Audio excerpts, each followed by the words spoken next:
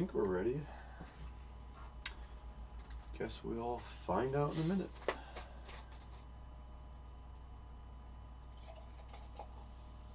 Looks like we're good. All right.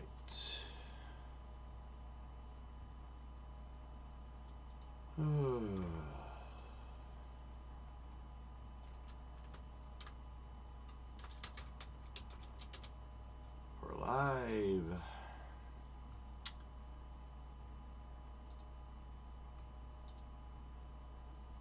Just share on Facebook and Twitter real quick.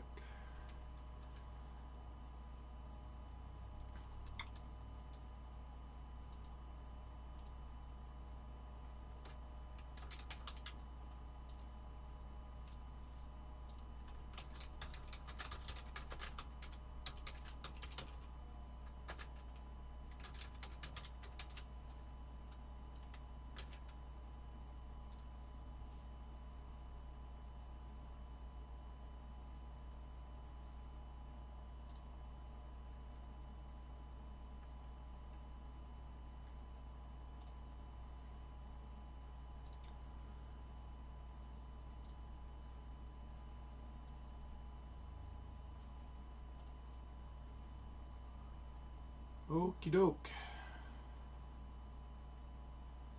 Got one view. Hello, viewer. Two viewers. Hello, two viewers. So feel free to start that chat going. Let's see if I can get that chat window to pop out. Tends to help me visualize all the chats a little better. Hope everybody's doing good. We made it back from ERRF2022. What a crazy event that was. And yeah, we are representing Recreator3D.com. And all my lovely sponsors behind us got Recreator there. And yeah, if it wasn't for all those sponsors and the community response, I would have not left this square, this basement, my rock. Being at ERRF was super amazing and super humbling, and I did not stop talking.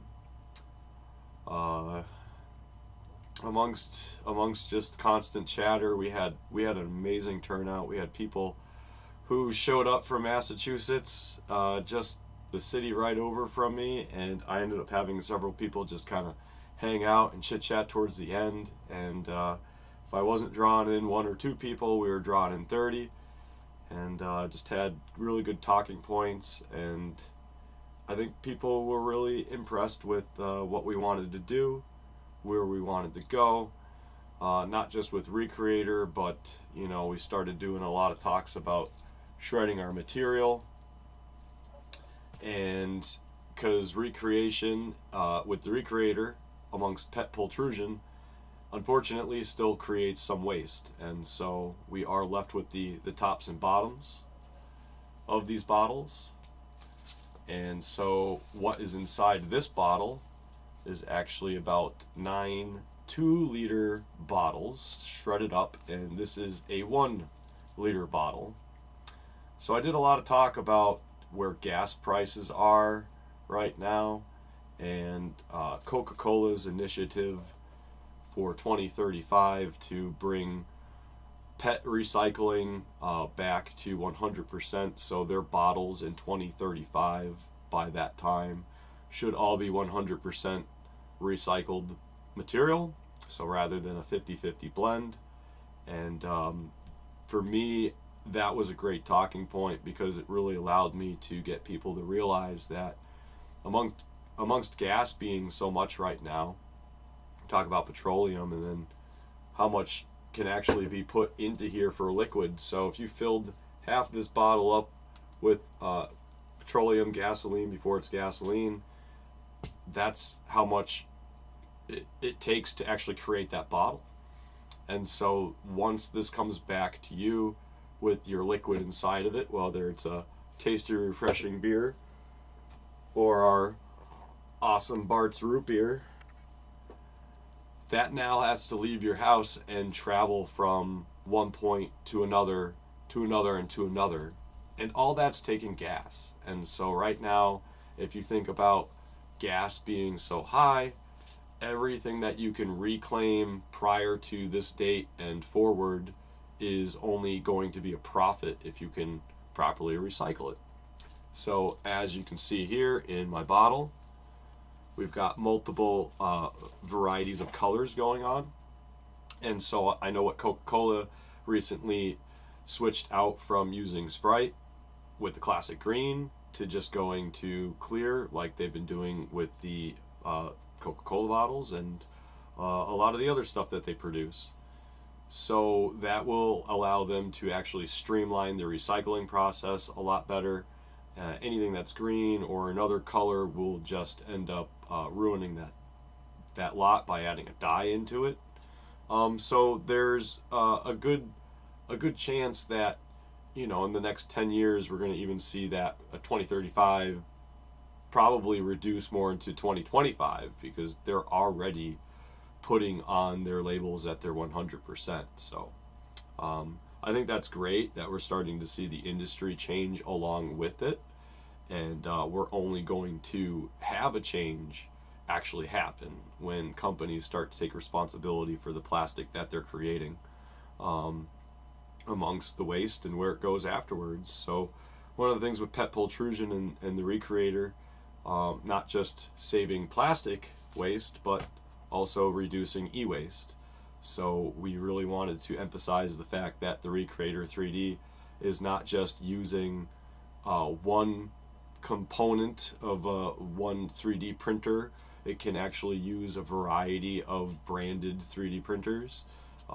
It's just using a simple G-code and not really relying on a standard or custom firmware rather. So the fact that it can just run a single G-code to warm the heater and pull the pultrusion process is one of the best benefits of this project. A lot of people have 3D printers that are collecting dust. Something went wrong with them. Maybe they have a clogged nozzle or the bed went bad. The good thing about Recreator 3D is it doesn't need a bed. So you can really kind of home in on those components that you need, and you can keep it relatively low cost if you wanted to, or you can go the full bang for your buck with the entire process. And I did a lot of just selling points about how right now Amazon returns really facilitate the fact that if you're a new user in 3D printing, you're going to be able to just buy something on Amazon and return it if you're not enjoying the process, and you'll get your money back.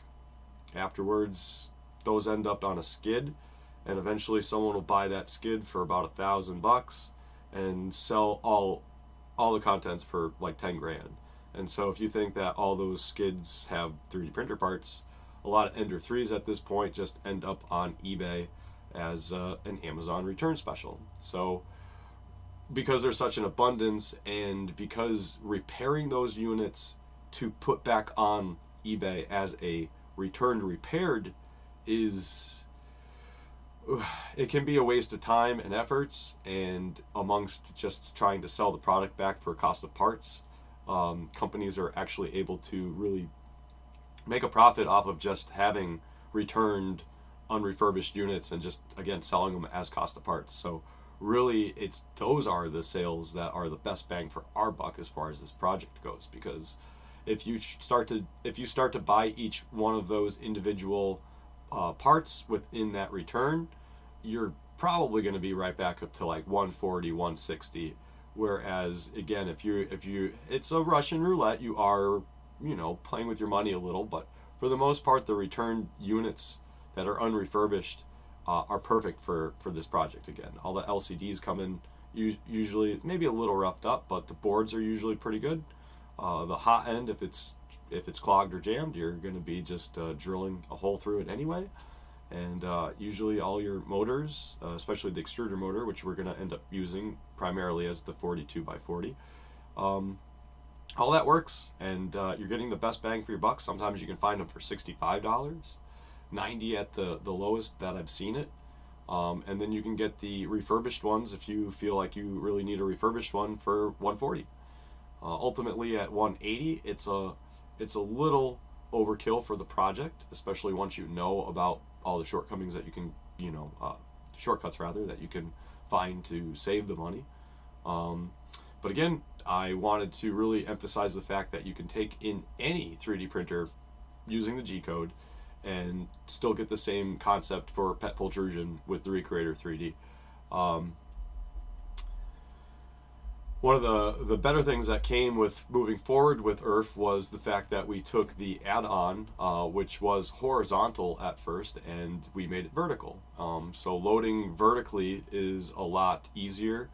You can see into the extruder a lot easier so that you can thread and load the nozzle properly, and then rather than pulling horizontally with force, pulling downwards with force amongst loading that to the spooler is 100 times easier, just as far as gravity and force goes.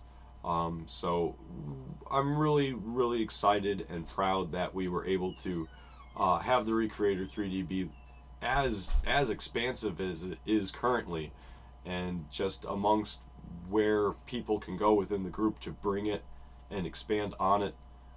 Again, I'm just humbled to the fact that we've been able to make it such a universal project.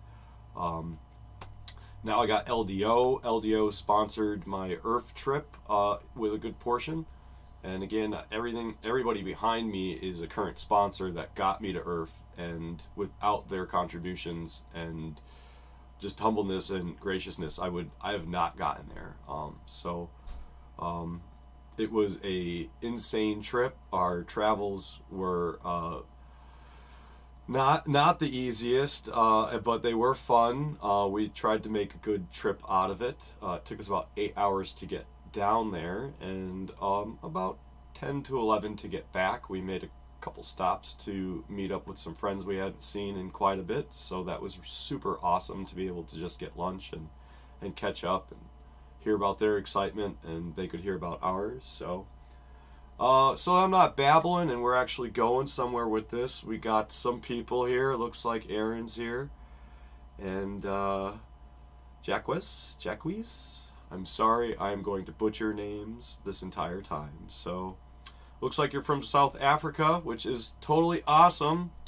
Recreator 3D and PET Pultrusion is perfect for Africa. So before I get into a couple other things while we're on that topic, I've heard that it can be around $80 USD to get a $20 USD roll of filament into Africa, and Ender 3s, which can run for about $100 USD, run for about $800, and just amongst import taxes and everything, it's just very difficult. And also, from my understanding, in Africa, there's just a lot of plastic waste that don't really have any options to be able to be facilitated.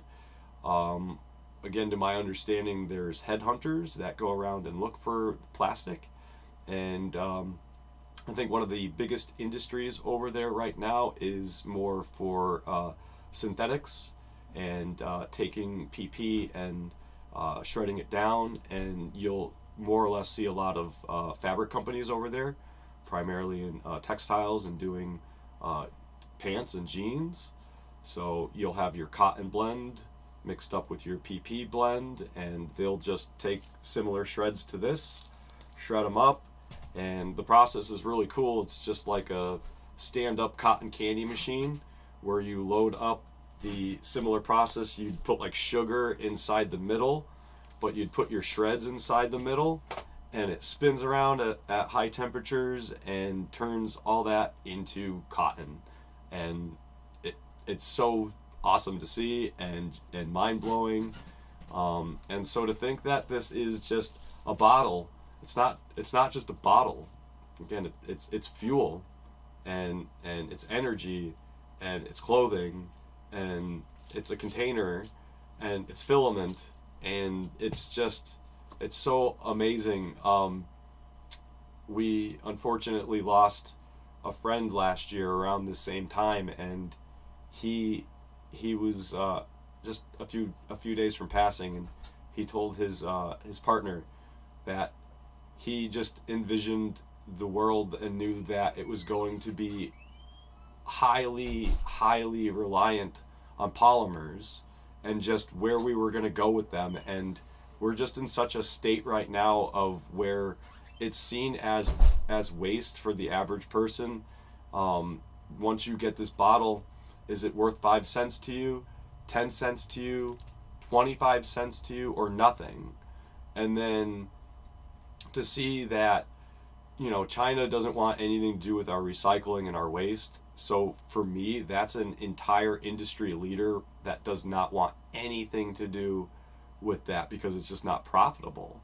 So if you think that that's not profitable, and an industry leader is literally saying it's not profitable, it's got to come back on the people and what we're doing with it and how we're thinking about it. So again, for the average person to just not even care where this goes, it's detrimental. So if you can think that that's not leaving your house and creating more and more carbon footprints as far as how much gas emissions is just continually used to output it, we can start to think about what we can use it with inside of our home.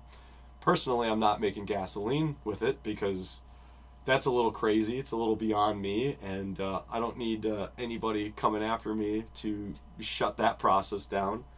But as far as shredding it goes, I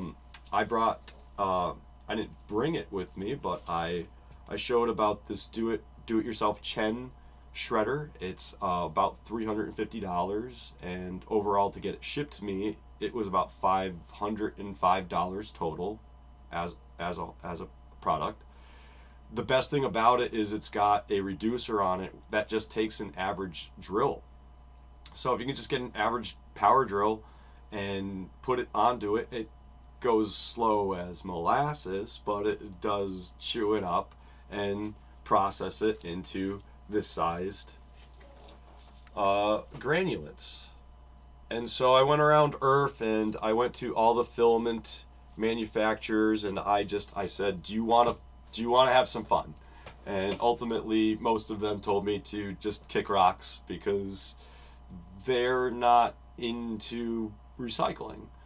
There were some that are into recycling, and just it's great because ultimately I got to learn about green gates, right? Green Gate 3D. Green Gate 3D's recycled filament is actually the plastic bags that your filament comes in, and so that instantly blew my mind. So on top of that, they had even a reduced price, almost by half. And so for me, that was like, okay, I want the reduced priced one, because that's your oops. And literally the oops filament is called and it just and so I was like, why is it called that? And so they went through it and they showed me, and it might have had like a particulate in it, or perhaps a seam where they might have had to join two filaments amongst a spooling process. So I'm okay with a and a particulate in my filament, because I'm making my own hums like every day. So I really just figured if I'm going to put my money towards a product, I might as well put it towards a product that's almost as similar as to what I represent in the community, just so that I can, again, help promote and push just recycling in general further. So there has been some awesomeness to come as far as talking about where the shredding is going. All the algorithms, once you start talking and typing and YouTubing and Twittering, start to feed back to you as well. So I've had a couple extruding companies reach out to me, and I'm looking at a unit now that should just take the shreds. It is a little pricey at about $4,000, but it is definitely more prosumer and professional and just where you're going to go for a production stance. So for me, I feel amongst doing this for the last 2 years, I have really gotten into professional production of where I'm going to go with this wasted material. And so I don't expect the general hobbyist who might only be drinking a bottle of soda and making a few rolls of filament just to pull on the side to drop 4K on a machine that can take your shreds after you just spent half a K trying to shred it. But my big thing was I didn't want to be at ERRF selling a lie or telling people that this is magic, because ultimately, as much as we can get garbage material, garbage filament from our garbage, we still are making it. We still have the tops and bottoms, and so we're getting about 80% of a yield, but now we've got 20% waste. And so it was just very, very concerning to me to keep doing this and promoting it without finding the next method to how we're going to keep further refining this material and being able to use it at home without having it go to the recycling center and then just be a questionable material. Again, if we cut that number 1 off and there's no branding, it's just going to be a questionable material. Luckily enough, you know, and just how the world works, one of the people that came by the booth was somebody who does recycling every day, and they're in the industry, and you know, they said for the most part that stuff will get put into a questionable pile and it will become shredded eventually. The cool thing with different plastics is they all have different densities and can be sorted and separated through a water process, which is just mind-blowing to me, and I don't even really know the huge examples of that, but it's still cool regardless to know about it. And again, I was just super humbled that I was able to get just different lifestyles that came in, all interested about this, but everybody had a different reason for why they were interested in it. So one of the cool things about going to ERRF is just who you meet, and I got a bug in front of me. So one of those people was Aaron Weidmer. I believe that's how you pronounce your last name, and you'll probably let me know otherwise. But he's a Focus rep, and very humbled to be able to get one of those units. So we did get an Odin. I can't even pick it up, it's so heavy.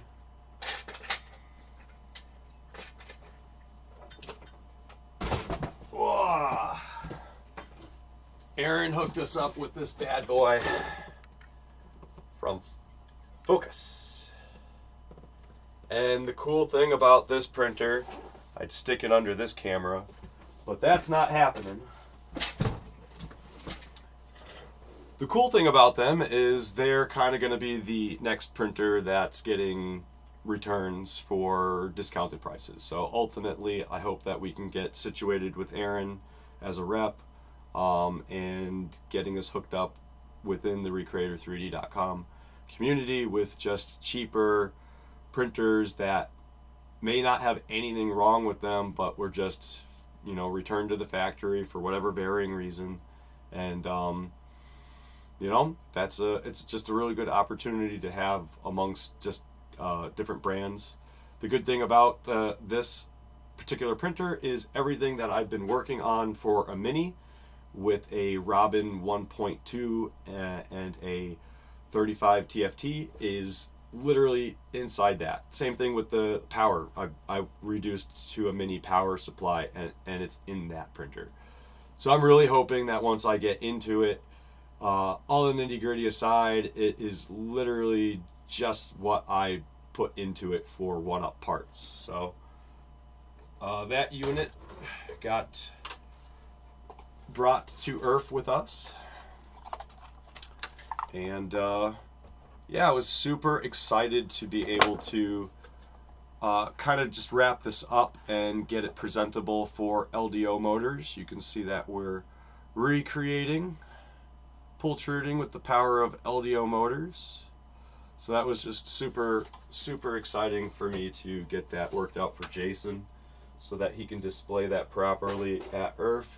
Unfortunately, it wasn't live. Unfortunately, a lot of Recreators weren't live, which didn't really help any of my interviews the best, but I think we worked that out how we could.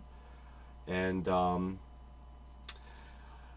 I'll be going through it at some point, maybe in another 5 minutes or so, just a photo montage so that everybody can get a feel about how my experience at ERRF was, and I'll be going through some of those photos and just telling everybody who everybody is and what my experience was. But yeah, again, just moving forward, I know some people in the group are just, wouldn't say they're angry with me, but maybe a little perturbed that I'm about a month behind on some of the stuff that I wanted to release.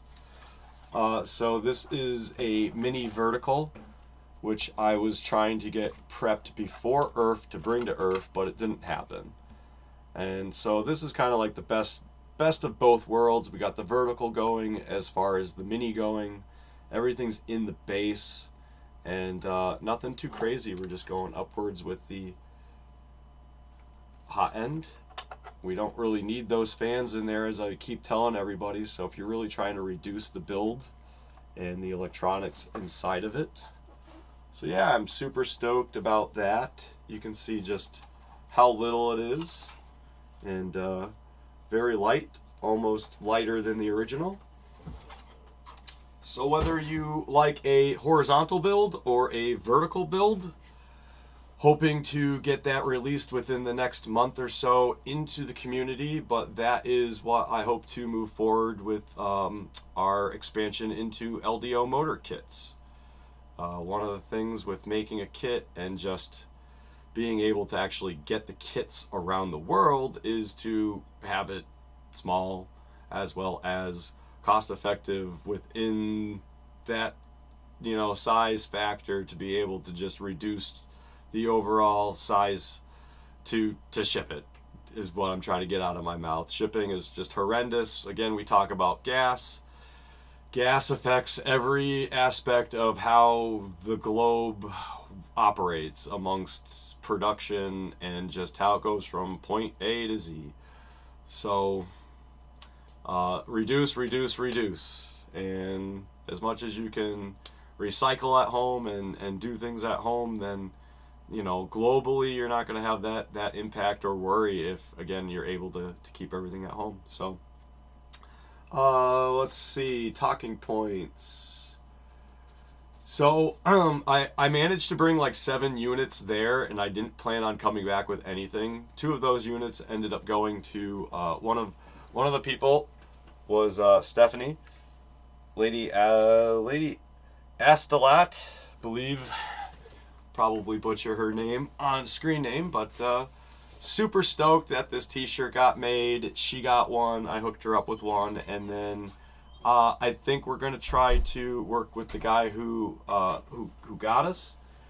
I don't have his, well, I don't have his branding right now, but I think it's on the back of the shirt if y'all can see it. Sneak that in for him later.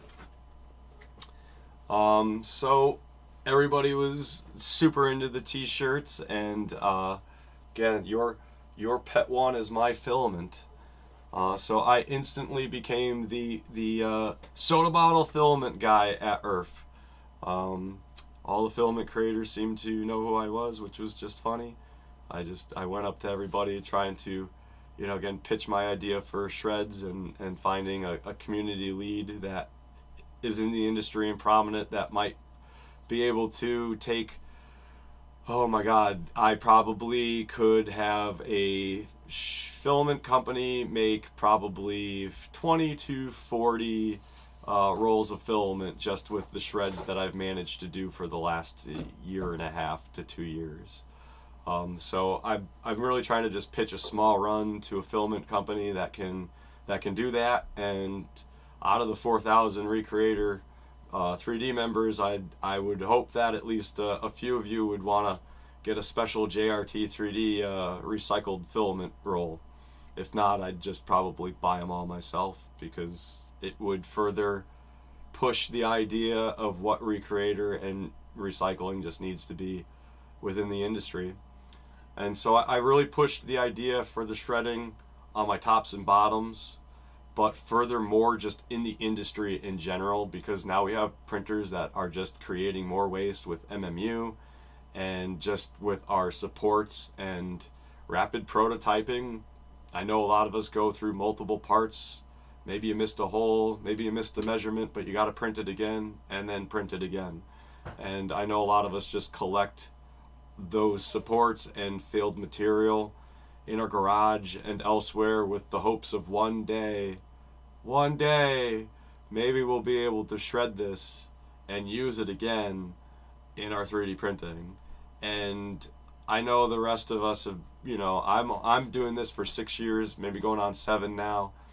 A lot of other people have got another 6 to 7 years on that, just as far as where the industry started and where it's come. And we still don't have home consumer options for refining our filament.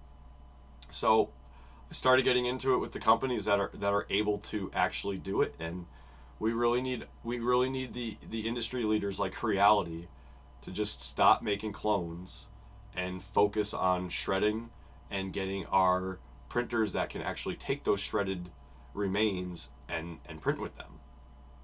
That's just where we need to go. We've been 10 to 14 years in the industry now, waste amongst rapid prototyping with just no options other than $2,000 to $4,000, upwards to $10,000 to $30,000. And again, it's great to have industry.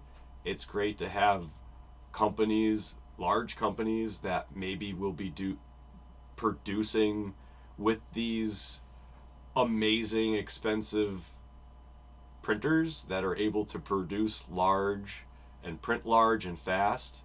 But again, if the average person is in their house and they can only afford $1,000, with saving for almost half a year to a year in order to acquire that, that's more where we need to go. Because if you're thinking about actually being a home refinement recycler, taking that responsibility away from the industry, we have to be able to do it cost effectively. And you're not going to jump in with $4,000. It's just not going to happen at all. Industry leaders who are in your city and thinking about how we can reduce and refine our recycling because it's a failed, broken system, yeah, they'll have the money. But the people and the ones that actually are going to make the most impactful change by having it in everybody's house, it's the equivalent to getting the internet. Bill Gates wanted a PC in everybody's house. It happened. And then everybody got the internet, and if you take the internet away, I don't think we'll be crippled as a civilization, but I think it'll have a huge social impact. So I think if we have home recycling, it'll even be more impactful. Alright, so comments, because we got some, and I'm so stoked. We got 30 viewers right now. That's more than I've ever had amongst, I think this being the 5th live feed. So thanks for joining me, everybody. I think I just got most of my talking points from ERRF out in this video. So yeah, let's see where we're at. Custom Creations, Aaron, there you go, buddy. Thanks for being here. Hopefully you're still here. Stephanie too, thanks for being here. Appreciate you both. You don't even know how grateful I am to have met the two of you amongst ERRF Journey, and to still be talking now, and just very grateful for your friendship. So thank you again. Thank you for the hookup on the t-shirt, Stephanie, and Aaron, thank you for getting me hooked up with Fucus, as much as I want to pronounce it the other way, because everybody knows we can get a little Austin Powers there. So yeah, let's see. Things that were at ERRF that I really, really loved. So first was the Death Racers, which was just a horrendous time for me. Aaron, thank you again. Got my car working on day 2, but it was really scary on day 1, and I just didn't feel safe having it out amongst everybody.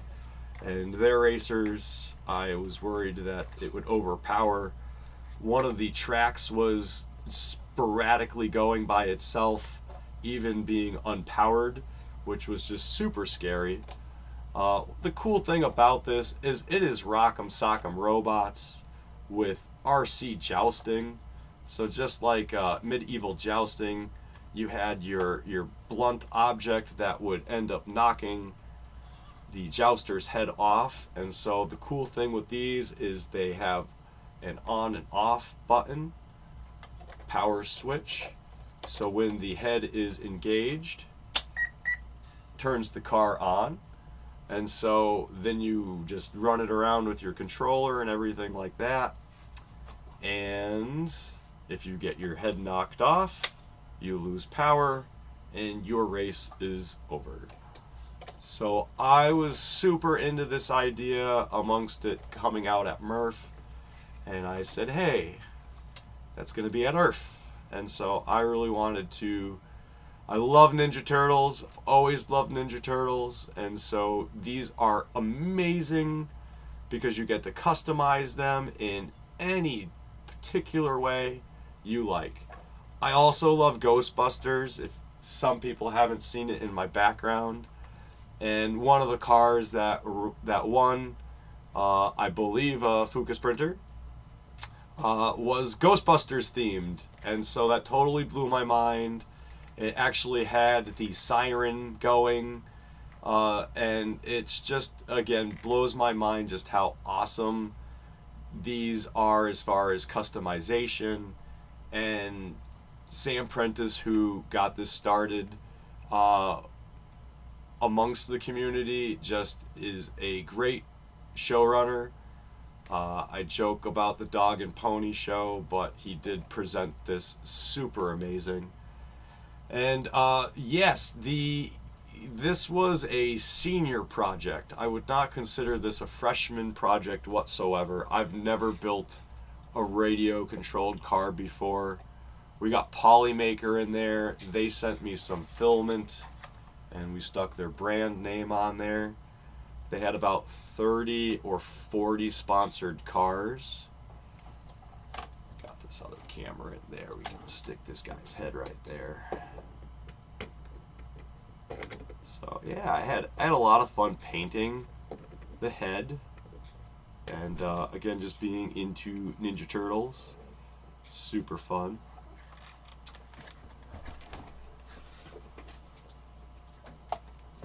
Whoa, if I can get it. There, amongst things, you know, we got our Ninja Turtles. This is like what this guy was based on, right down there. Someone 3D scanned all the action figures from our youth, which, mind-blowing, come on.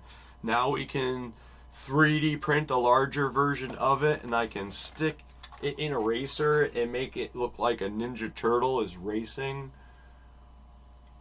I'm stopping myself from swearing my head off because that's just amazing. I mean, what kid wouldn't want to do that? I'm 39 now, and I'm the biggest kid that I could ever, you know, possibly be, just because of where 3D printing has allowed us to go. And so I think some of us are definitely reliving our childhoods, and I don't think that's a bad thing at all.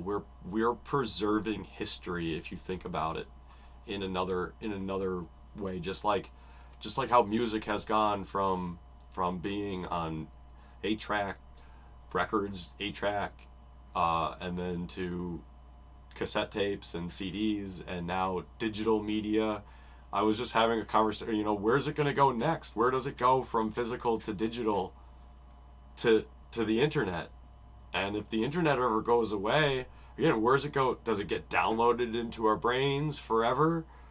Does it just become who we are? Does it go to the ether? Does it stop existing altogether? You know, so, someone needs to tell me what's next, because my brain can't rack it. So let's move the Death Racer off. Again, I was super stoked, but that was just a project for another decade, or just another 6 months of learning. But amongst it, I learned a lot. I still need to learn how to actually control and mainly mix the controller for the RC car, which I'm sure, I know Aaron hooked me up, and he could probably keep telling me it wasn't hard, but it was definitely beyond me amongst frustrations and efforts to get to ERRF.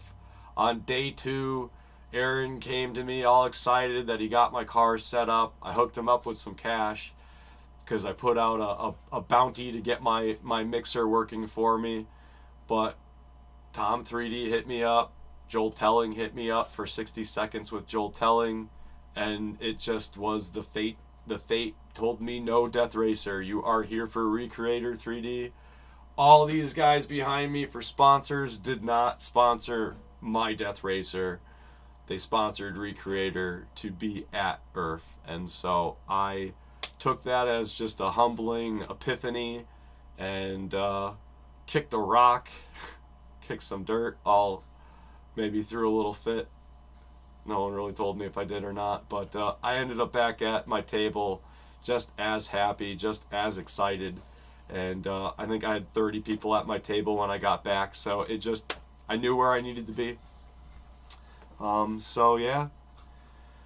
Printed solid, can't do it. Printed solid, so I don't know if that's in reference to our filament, but unfortunately I missed out on the next day. There was a tour, a couple people got a chance to go through printed solid, and missed out on that, sadly. But I talked to several people are reaching back out to me, but like anything else, industry is industry, and they're going to focus on what makes them money, and what is working for them. So like anything else, I just said I guess I have to go home and do it myself. So I think one of the great things about LDO and at ERRF was the fact that they have a drive for bringing community projects like the Recreator and just like the Voron started out, and pushing them into the industry. So to have an industry leader actually coming back and helping community projects become industry standard, we need more industry leaders like that. And so for me I'm a peanut as far as social media goes and everything.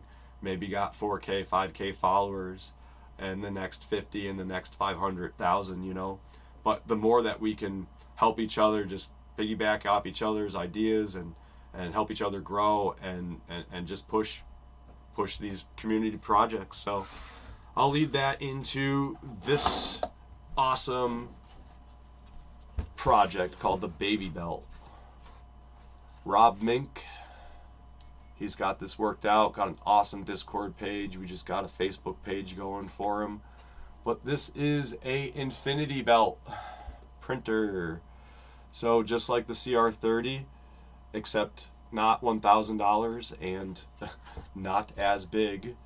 It's just a cool desktop, tabletop infinity printer. One of the cool things I love about this printer is the fact that it is like a Converse sneaker.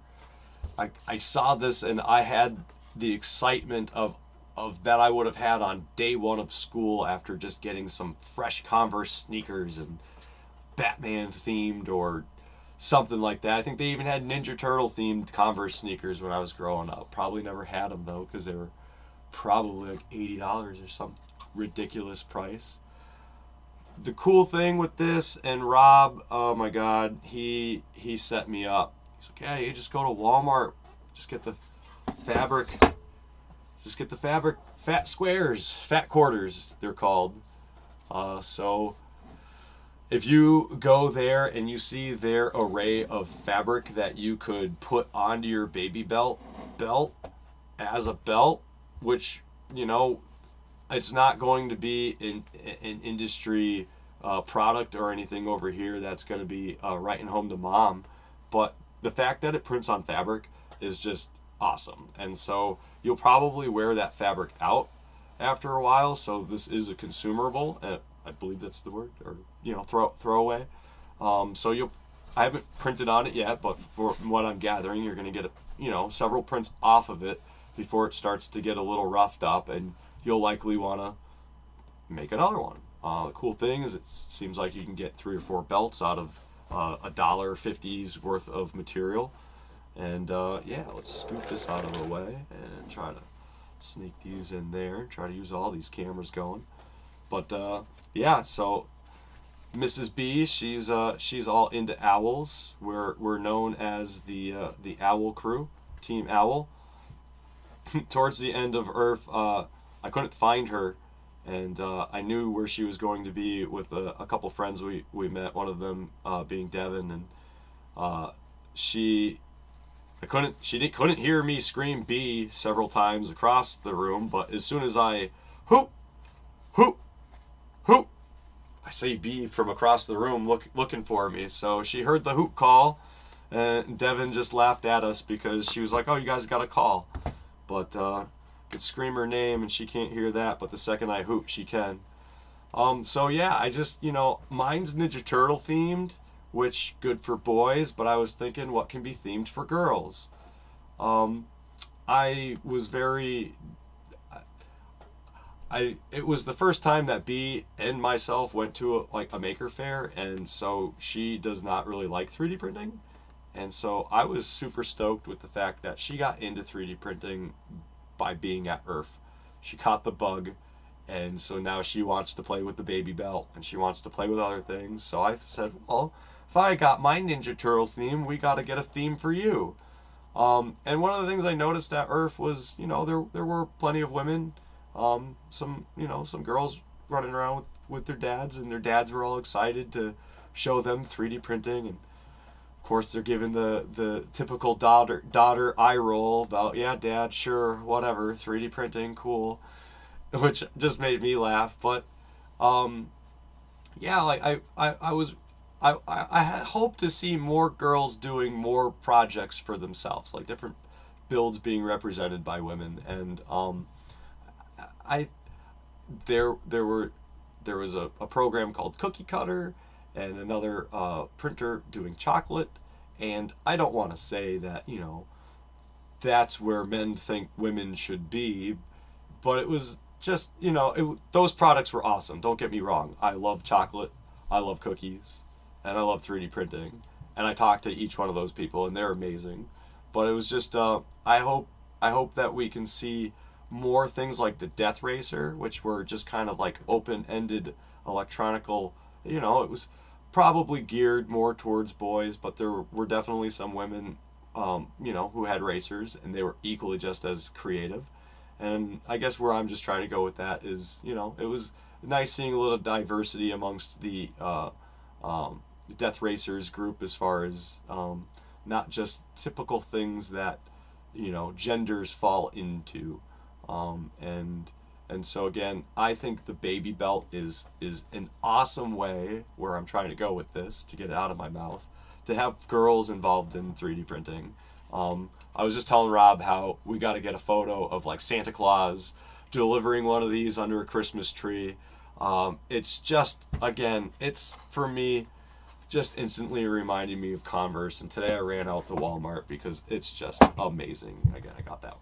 I needed to get some more Teenage Mutant Ninja Turtle fabric in case I screwed up any. But my sister, she's into Nightmare Before Christmas. And I just said, what if you're into Nightmare Before Christmas? You want to theme this out. You get Jack Skellington and Sally in there. And then, boom. I couldn't not get this one. Like, this is so colorful and just creative. I'm not even into Marvel. So, but this is just so colorful. Like, that's so awesome. Imagine you get like yellows and blues and grays just as all your components. Really trick these out and like super make them customized. And so for a kid, maybe you're parent working on one of these with your kids and everything. But like, come on, you get the princesses in there, no doubt. Even making a minion, you know, get blue, yellow in there. I just loved it. So as far as like where Death Racers was with theming and customization, Rob's project really just stood out to me next. Like, it was just something that, you know, it's not going to be $1,000 CR30 competitor at all. And if you think it is, well, go buy a CR30, because ultimately this is a inexpensive, I consider it a toy, and it's no offense to Rob at all. I think a lot of printers become toys for us, just learning experience. And one of the things, I found a treadmill on the side of the road for free, and it's got to be at least a $500 brand new treadmill. And the first thing I thought was, that's my Infinity printer. But I don't know anything about making an Infinity printer.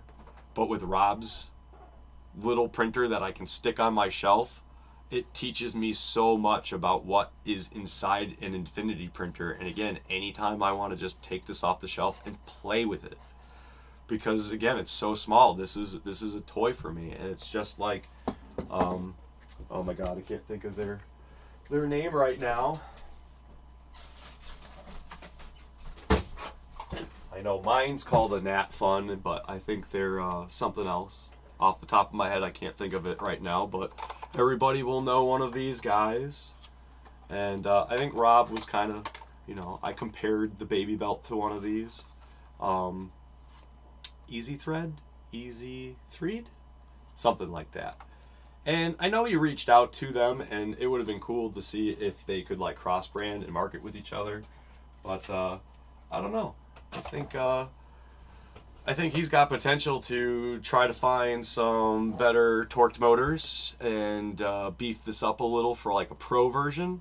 And I think LDO motor, just who wants to see this as an LDO motor product? Like, come on. Like, I saw the spread that they had and I was included with it. And again, just being sponsored by Rob and working out, getting a Recreator to him so that I could get one of his baby belts. I'm just so stoked to finally have ERRF be over with, because now I can actually play. It's been a while since I could actually just work on something and play. And so that's Miss B in the back. Thank you, everybody, happy for recreating. Being so wonderful, and I had a wonderful time. And I'm looking forward to. I don't think I'm on camera. You're not on camera. That's okay. That's fine. And I hope everybody saw my fun video. So yeah, if you haven't seen, it's my very first time on Twitter and YouTube, so make sure you watch it. B's really excited to be involved. So the entire time I kept joking with everybody that, you know, if she didn't, I didn't see her at all, but she just kept taking my wallet and running away. So I kept saying, hopefully I get some gifts at some point. But yeah, there was so much stuff to look at. So again, just super stoked. Go check out Rob Mink. Printables.com off the top of my head. Where are you, Rob? You're right there. Printables. It's been a long week. I did not want to edit and work on a creative video. This was as much editing and creativity as I could muster getting out. Yeah. What else did I see? I picked up these sliding rail systems. And so these have rubber bands on them at the moment, and there are 4 of them, but they encase a 2020 rail, and then you put your head on it, and they've got caster wheels in here, so it's super smooth for fast printing. And yeah, I had a friend from my M3D group, Juan. He bought some of these, I think, at one of the, maybe Murph, probably before Murph. But yeah, once I saw them after seeing them from him, and I saw them at ERRF, I just had to get one. So I think a set 4-pack ended up costing me about $44. So you kind of need all 4 of them to encase around your 2020 rail. But I thought that was a good investment. Really wanted to come home with something to play with. Let's see. I brought 3D Printing Professor's Simone project, which started off as a Simon. So by the time we're done with this, perhaps we'll have Simone and Simon. But with my dyslexia and I don't know, I just always felt the name should have been Simone, but it's Simon. So hi Simon. Simon's articulated, and right now, in order to stay articulated, whoa, there's balloons in the joints to just keep everything nice and maneuverable and steady once it's positioned. So 3D Printing Professor will likely, hopefully, be re-articulating this project larger. Inside we have just a standard Windows 10. It's not really a standard Windows 10 box, but yeah, it's like a $120 Windows 10 little PC about the size of a Raspberry Pi, and I had one from a previous project I was working on. So I just stuck a USB controller in here, got a power switch that goes up inside. The back is just, you know, typical PC type of stuff. So you got all your USB connections. And we had this running up. He's got a camera right here. So we had some doing selfies and just kind of showing off that you could have just a fun way to have a computer. This would be good for a kid in the corner of their room. I was trying to set it up like a recall box, just an emulation station, so that you could play your video games on it. I probably will likely be fixing it up and getting some speakers inside so that you know, it's just a all-in-one package. We can see that. Simon's a big boy. So it's almost shy of 36 inches. I think it's 32 inches. And yeah, I really think I blew 3D Printing Professor's mind when he saw it. It just, I think, tickled his soul, and I hope that we can just turn this into as cheap as possible as far as build goes. I know the components, you know, the screen was about $50. Again, I mentioned the PC inside of it is about $100. These days there might be something a little more less expensive that can still do the same thing just equally like a Raspberry Pi, if Raspberry Pis weren't also $140 these days. So yeah, I had a lot of fun with this. I think a lot of people loved seeing it. Getting 3D Printing Professor to ERRF was a side challenge for me, and I twisted wrists, twisted arms, twisted other things, made emails that I probably shouldn't have made, and just kept saying, "You're gonna go." And the fates and the world aligned, and so we were able to get a table and set up, and we were actually able to get a third table and just be comfortable at that point amongst all the stuff that we brought cross projects, and finally being able to meet, and just meeting Joe was humbling, and we're not too religious, but we do try to have some spirit in our daily practice. And so for me, and just getting to ERRF and trying to get through my anxiety and just being on whatever spectrum I am, it was very humbling to have someone who is into spirit. Might not talk about it a lot within 3D printing, but again, very humbling guy, kept me grounded. And I joked to several people that he was 3D printing Papa, kept me good like my father would have. And Stephanie, you were 3D printing Mama. Just guys try to keep me fed. I know I was like an unruly child who would just not eat his pizza amongst people knowing that it was going on 9 hours without Josh eating. But I joked that I think with the excitement and literally feeding everybody information that kept me nourished and fed, and I wasn't hungry. But yeah, sure enough, once we had that ERRF after party, wow, I felt like a rock star, and a hot dog and hamburger and beans never tasted so good. So shout out to Joseph Prusia for making everybody feel like rock stars at the end of a long day. Um, so that was definitely an exciting part of the adventure. Simon was definitely an added part. So gonna clean Simon up. Maybe throw some ERRF stickers on like he traveled a bit, and find a box where we can get Simon over to Papa Larson. I'm super excited to get that to him, and also very sad to see it go. But I know it'll serve 3D Printing Professor a lot better than it will for me. And just like I gave away almost everything that went down to ERRF to my new friends, I needed a way to shuffle out the old so that I could make new, room for the new. And I think that's hard sometimes, but very rewarding.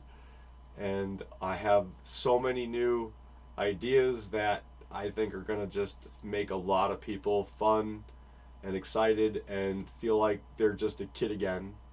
And if you're into nostalgia and missing anything from your youth, I hope that we can, reshare those experiences again, and just use 3D printing to help preserve things that might not be preservable moving forward beyond now. I feel like there's a lot of things physical that can be lost at any given chance amongst how technology is moving us forward, where just like with digital photos took over film, and if you ever had any kind of hard drive failure and lost your photos, that was the equivalent to a house fire and losing all your negatives. So I know some of us have had cloud-based services lose all their photos and videos, and I had a former girlfriend who they lost their newborn, she had a brother and 3 years of digital photos when digital photos first came out, and they had a hard drive failure and just lost 3 years of that kid's first memories.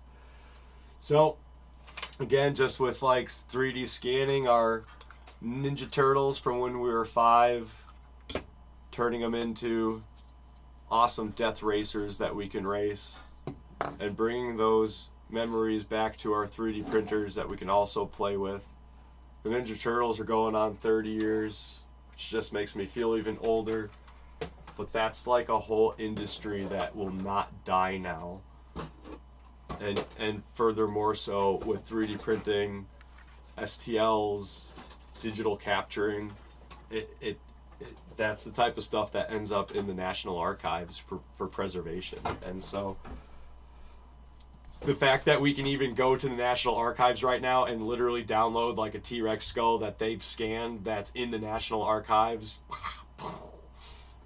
So yeah, we're in some exciting times right now. If someone ever tells you that it's not the future, they're under a rock. Like they don't know what's going on. So what else to talk about? Because I could just keep talking. A lot of people were asking about seaming as far as Recreator goes, and so to touch lightly on that, I brought with me some seamed material.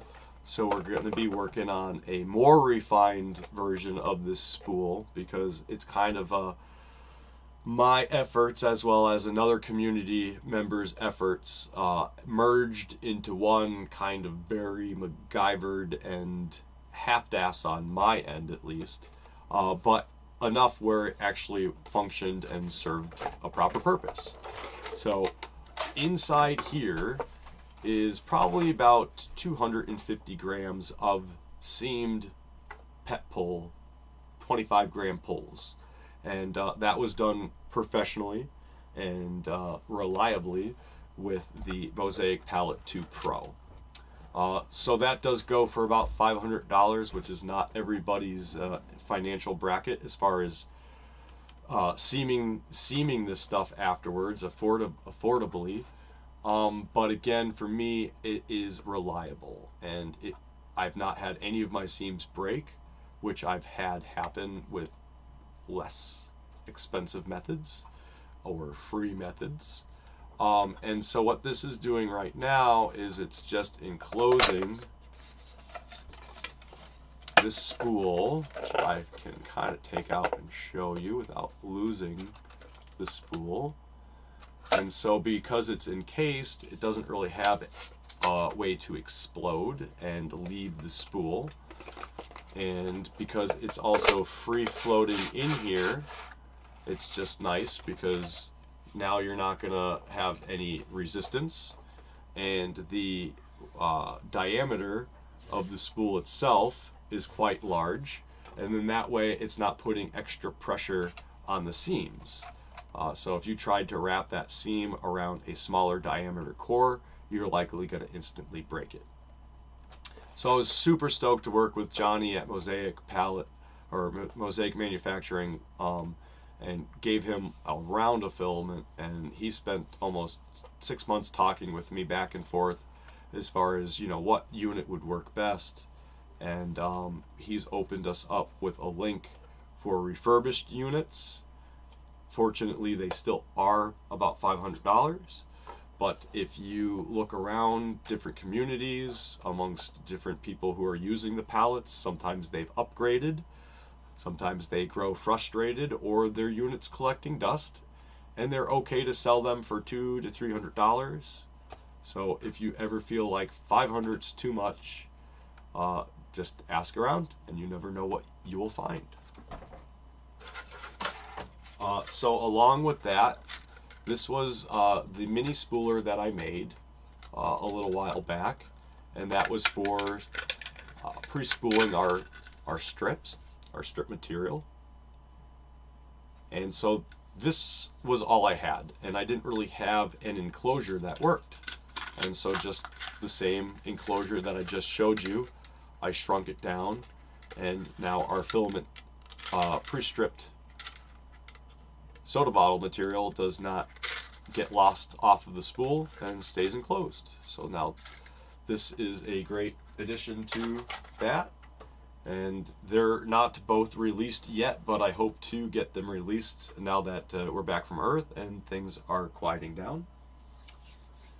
So amongst the seaming topic of that, I was lucky enough to talk with Wise Pro, who sent me a very similar unit that is currently on the market, but they told me that their brand will do everything that the other brand does by 20 degrees hotter. They also showed, oh my god, having a brain fart. They also showed interest as far as working with the community and what we might need to further bump temperatures, where they might be able to maybe reflash these in some way, but if there's a next incarnation of this, it would be whatever we determine our needs are by using this one.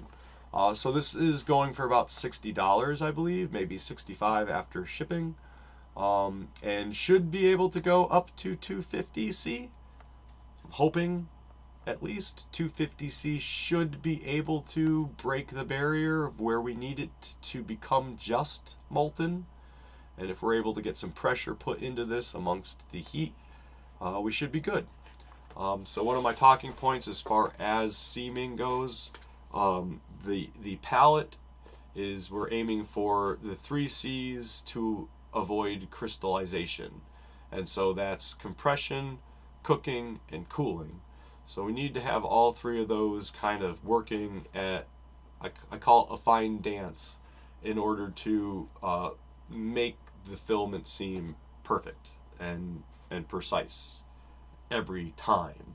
If you have one seam that gets crystallized in any way whatsoever, you could set that up for an 8-hour print, and then that seam could break at 4 hours, and just, for me, that's like shooting yourself in the head Russian roulette style, because you just wasted all your time, energy, material, efforts to make it, all amongst a, now a failed 4-hour print that was supposed to go for 8, because usually it happens right before the filament runout sensor would kick it in and stop, so it just sits there and lingers and keeps printing like it's got filament coming out, but it doesn't. So it's just really disappointing to wake up after a good night's sleep thinking, yay, my seams, I just seamed all my filament for the entire day, yay! That was a lot of effort to just have it break, and then you're like, cool, just go flush all my time and energy down the toilet. So if you question why I spent $500 to try to find a professional, reliable means of seaming, I was losing my mind. But I'm hoping that this is a lower tier option as far as seaming. So some people said $60 was too much, and I'm sorry. If $60 is too much for you to seam, you're not going to seam properly. It's just what it is. I had a conversation with somebody where you can aim for those 3 tiers, but ultimately you're always going to have a low medium or a medium high, but you're never going to have a low and a high. It's just as far as where your consumers and your market goes. Fortunately, because I love y'all, I am trying to hit all 3 of those. So if you wanted to say it's 4, and you think that seaming filament should be as cheap as possible, you can get a PTFE tube, and you can get a candle, and you can play Russian roulette. Otherwise, save $60, and you can maybe take a few of those bullets out and still play Russian roulette. This is kind of like my $150 to $200 solution. Ultimately, it will be kind of like how the palette works. So just like the palette has a seaming core in the middle, it also has motors and extruders that are, again, compressing as well as moving our filament forward once it gets censored. So the idea is it will get to the center here, heat up, seam, use the extruders to push forward and compress. And with the cooling, again, we got to find that dance.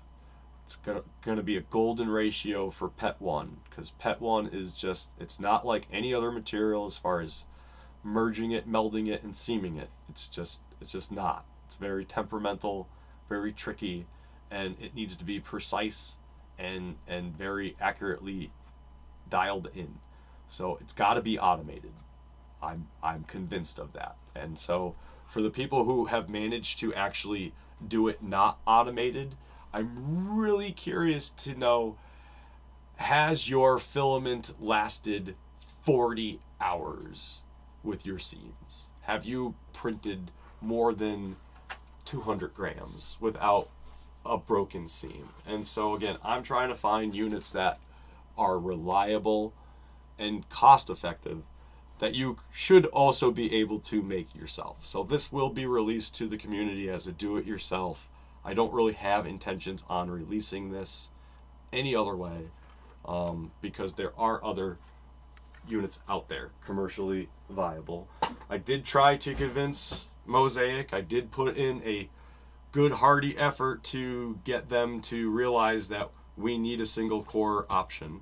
Luckily for us, Wise Pro knows what's up, and sounds like they're going to be working on a similar unit like I just presented, just like how the Mosaic single core works, specifically for people who just want to run a brand new roll of filament from a couple rolls of filament.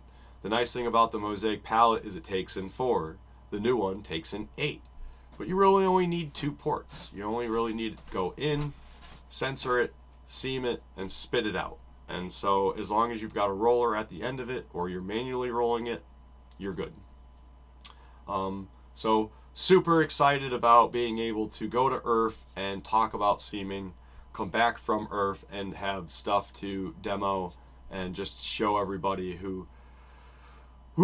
everybody's number one question is, when is seaming possible? Is seaming possible? Can we seam before the process? Which, no, we can't. And there has been methods to be able to interlink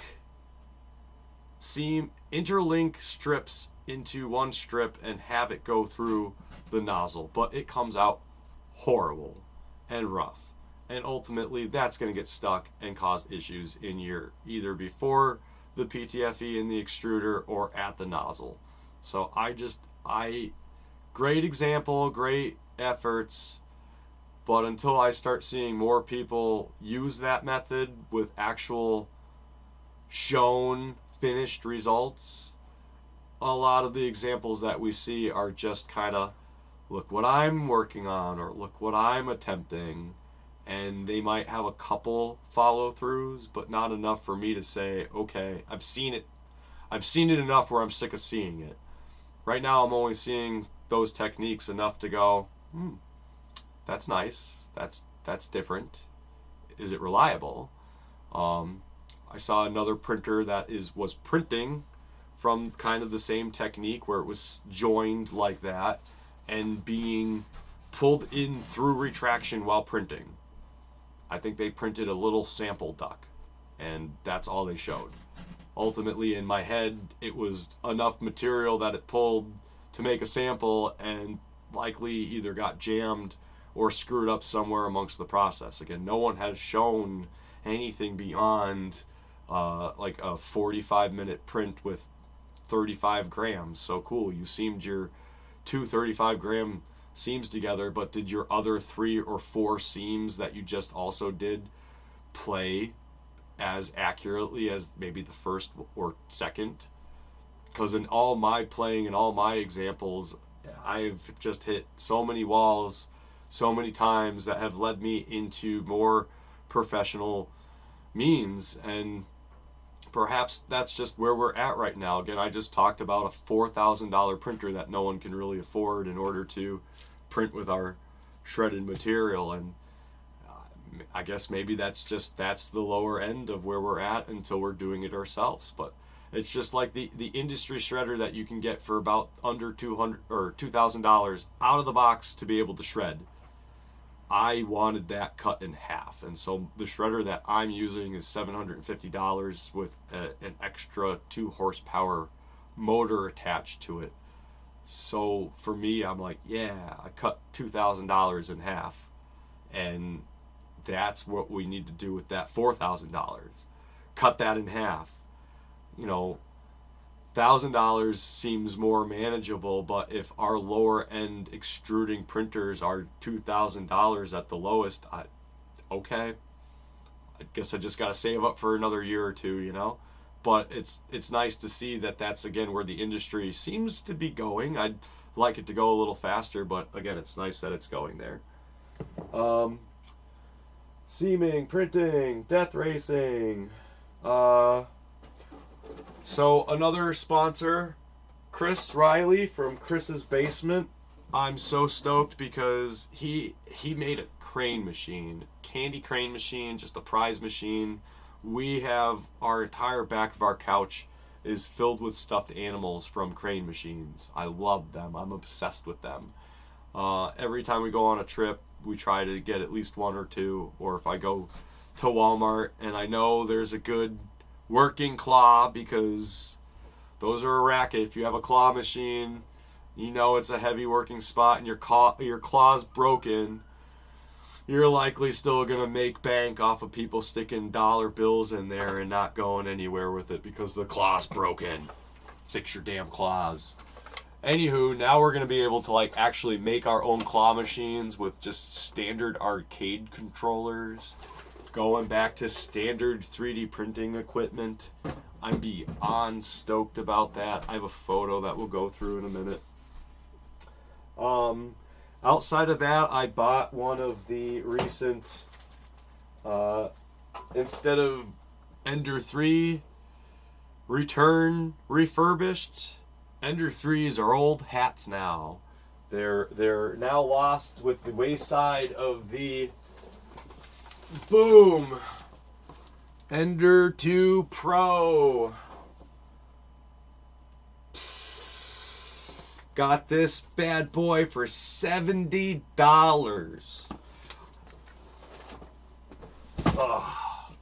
I did peek inside and it looks pretty good. So for $70, I really think somebody maybe has a hot end issue, maybe a bed leveling issue, but yo, all those return units, refurbished, unrefurbished returns on eBay are a killer deal.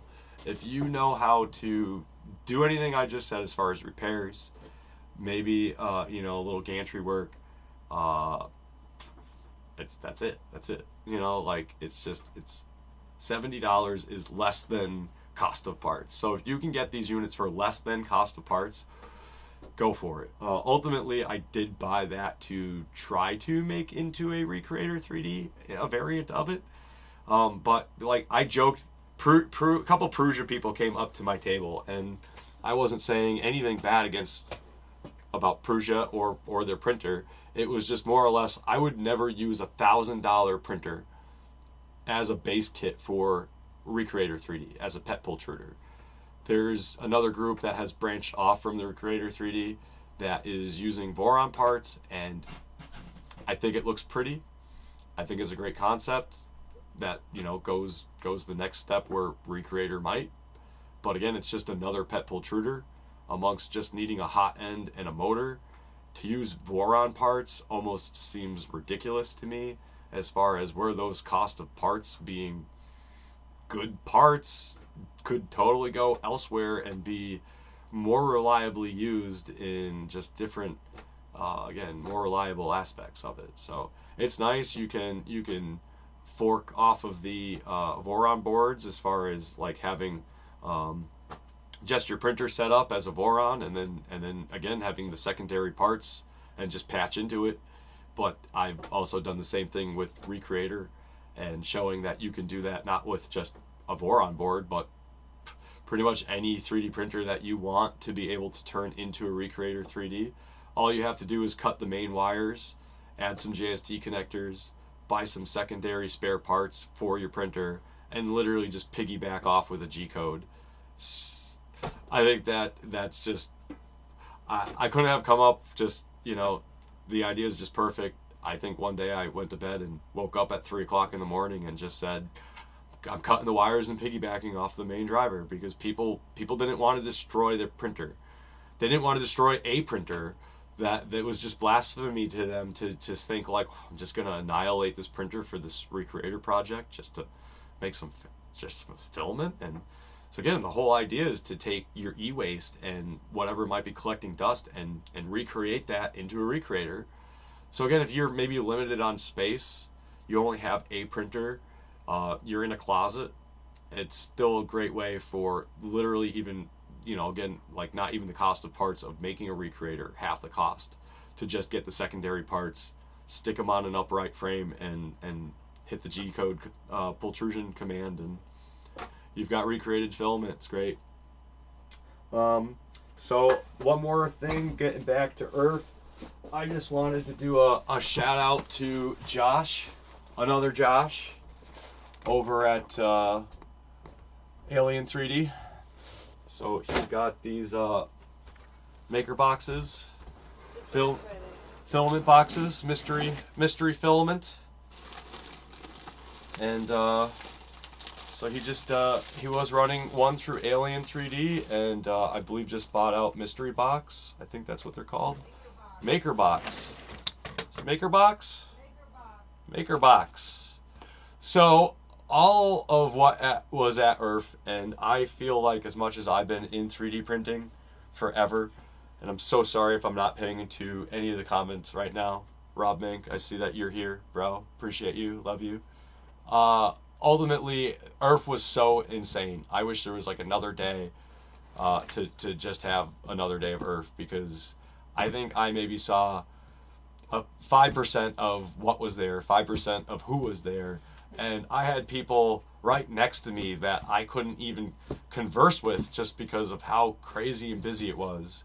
And I know there were people who went to ERRF that were excited to see me, and I was excited to see them, and I tried multiple times to just like sneak in and say hi to those people. But even, you know, I wasn't just popular, everybody was popular, and I still don't know how many heads actually came through ERRF, and I would love to find out. I would say there's probably at least 2,000 heads that came through the weekend. I know I gave out like 100 rolls of filament, and I had 100 stickers. All those were just gone within half of the first day. And so shout out to Josh over at Alien 3D. Super looking forward to actually becoming oh my god, a member of that, and it sounds like sounds just like a cool thing to get into. You're not just getting different filaments, different brands, different materials to play with in the Maker Box, which BV3D, another one of my sponsors, I know he works with them, and he has just different projects every other kind of video that he's doing, and I'm always like, ooh, where'd you get that? So it was really nice meeting Josh, and learning that he's merged those two companies together under his name and his umbrella. And I look forward to working with all these filaments towards the end of the show. It was just buy what you could and get out of here so we don't have to bring filament home. So I think B ended up getting like $200 worth of filament for like $70, and we were literally rolling in this filament. I don't have the video queued up, but you'll find the video if you want. So it was super fun. I'm looking very forward to actually putting these through the Mosaic palette now that I've got it, and just coming up with just different rainbow arrays of filament. I haven't even used the palette for its intended reasons other than seeming pet filament. So I'm looking very forward to actually working with Luban 3D, which I was able to implement with the creator of that software to get 4-color puzzles into Luban 3D, so we can actually make 4-colored puzzles. And I've got a CR10S5 that I've been looking very forward to sticking the palette onto that and being able to make different colored 3D puzzles, which you don't really see. So that was just something that I was excited for Christmas time, and getting puzzles out to different people who like puzzles. So again, thanks Josh. I appreciate you. Always nice having another Josh to josh around with. Boom, boom, boom, filament, printers, baby belts, dinner soon. So not coming back out online, so we're gonna wrap this up. So just another shout out to Gloop. We had some Gloop was there, huge place, huge booth, and so, you know, some people will say that super glue is just as good, but now we got Gloop.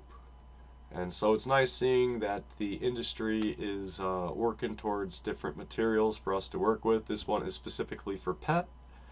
And I didn't know if it was just going to work primarily with PET-G as far as the glycol and whatever this ends up doing as far as like a chemical reaction.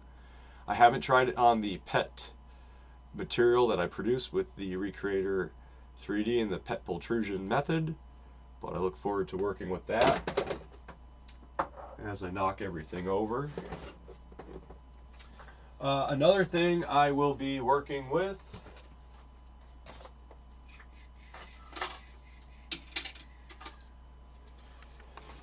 is Beagle Cameras sent me a time-lapse camera in this mystery box. When we get it open, we'll do a review about that. So I'm super excited to be working with Beagle. I've been trying to do time-lapse forever, and amongst getting a Raspberry Pi set up with Octolapse, trying to do it with my DSLR with just a trigger, I could just never get it working. So I was super humbled to get reached out from Beagle to use that camera, to work with it a little more. And yeah, I'm super excited to see what that entails and what kind of time lapse I can do. Super excited about bringing time lapse into Pet One as far as the prints that come with it.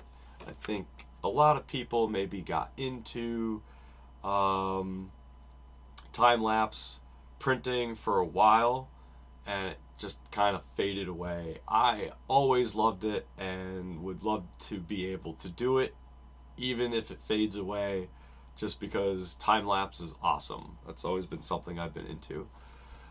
So we're also going to be giving away sometime soon a plastic bottle and can cutter.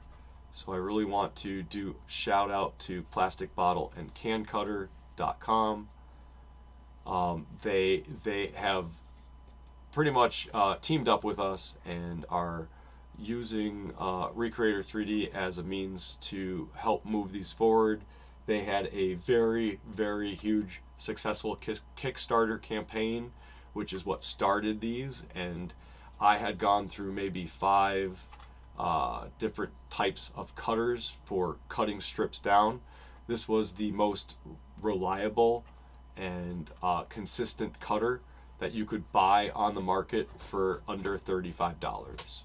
It does come out of the Ukraine, so it does take 4 to 5 weeks to actually receive. But again, for what's out on the market, it was the best purchase to get. So I really started the Recreator project off with this. Unfortunately, when the war between Ukraine and Russia kicked off, they had to close their store down, which prompted me to make the community bottle cutter, which is more or less the equivalent to this as a do-it-yourself option. But once they were able to come back to sales, once the war has kind of, alleviated a little, at least for their area, I started pushing them again. Even though community bottle cutter is available, again, I still like to bring it back to commercial aspects that you can buy. A lot of people can't do it yourself. So one of the things about Recreator 3D was trying to get it as user-friendly for the average person going from maybe freshman year into their sophomore year to be able to feel okay. A lot of the stuff that's involved with just basic wiring excuse me, a lot of the stuff that goes in with basic wiring, and again, just relying on the G-code rather than firmware. You don't need to flash a new firmware onto possibly an older board that isn't just a .bin file anymore. Flashing has become very easy, whereas it used to be a process. And I don't want anybody who's a freshman who doesn't know anything about firmware to feel that they have to flash a firmware on an older board. Just run a G-code. And that way now we can salvage all of those old 8-bit boards that people might not want anymore, or they think, I gotta flash this thing. I don't have a jumper cable or any idea of what I'm doing to do that. So you don't have to. Yeah, so I'm going to try to. I know I've ignored literally every single comment, and I love you all for giving me comments to work on, but I don't think I needed them at all as far as talking points. And usually I love the comments for talking points, so I'm sorry if you had some comments or questions that I have maybe ignored or not answered. I will do my best to maybe copy and save those, even though I know they will save somewhere later for me to review. But let's get into just some quick photos real quick, do a montage, and I will talk about the photos and who's in them. And other than that, I think I have touched base about everything I wanted to touch base about. And I hope if you got out to ERRF 2024, 2 years ahead of myself, if you got out to ERRF 2022, now I'm already thinking about the future. It was super awesome to meet you. And if I didn't know your name or who you were, I hope that didn't offend you. I had a lot of faces, a lot of names. I had a lot of screen names that go from one template to another. So we had Twitter, Facebook, Discord. Everybody's got their real names. Everybody's got their handle amongst each platform. And I tried my best, and I think I did good. But if you were in front of me and I had no idea who the hell you were, again, my apologies. Reach out to me, say hi. I am an open question and answer at all times as much as I am available. One of the main things people said and apologized for, they were sorry for their stupid questions. But I went to ERRF for Q&A, and there are no stupid questions. You are not stupid. No one's stupid. It's just sometimes things are new. Sometimes things aren't where we think they should be or how we would like them to be. And our frustrations can easily send us off the deep end and really make us not smart. Frustrations can really make us stupid. And I think you can get a good deep breath in you, maybe get away from that project that's giving you some frustration, and it'll give you a whole brand new light. And one thing, if it doesn't, that I love, and I hope you love, is the aspect of community and the fact that I've done a very diligent job and really hold myself with a good amount of pride to have a good open sandbox where people aren't pissing in each other's corners or kicking sand at each other. Just like how I made Pet Pultruders United Facebook group, I really wanted the community of Pet Pultruders to be united and to come together as a community where we can not just share my Pet Pultruder. Hopefully our house isn't on fire. Doesn't sound like it is, so. But not just my Pet Pultruder, Recreator3D.com, or another person's Pet Pultruder like PetBot, or the original if you've seen that video. So yeah, ultimately, again, we've got Recreator 3D, branch from PetBot, branch from PetPull. So, like I told everybody, I'm not the first Pet Pultruder, I'm not the last Pet Pultruder, and I just hope that you make some sort of Pet Pultrusion so that you can make some awesome recycled trashy filament from your recycling bin and think about how we just use our material and think about it as trash and hopefully think about it instead as treasures. So let me get this montage up if we can, and I'll start talking about that.